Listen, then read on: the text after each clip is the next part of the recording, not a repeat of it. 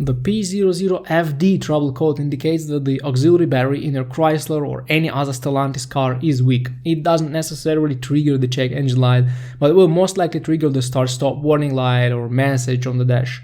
Also, the start-stop system will not be working, so your engine will not turn off at red traffic lights when this code is active. Basically, the absence of the start-stop feature and the start-stop light illuminating on the dashboard are the only consequences of this code. Everything else will work well, and that's why a lot of owners choose to just drive like this and not replace the auxiliary battery. Most people hate the start-stop function anyway, so they are even happy that they don't have to push that deactivation button every time they start their cars, but things are a little more complicated. The problem is that your main 12-volt battery and auxiliary battery are connected in one electrical system, and they basically back up each other. So the worse the health of your auxiliary battery, the more load it puts on the main battery. Eventually the main 12-volt battery will also die, and you will need to spend more money to replace two batteries. So the P00FD code is a clear indication that the auxiliary battery needs to be either charged with an external charger or more likely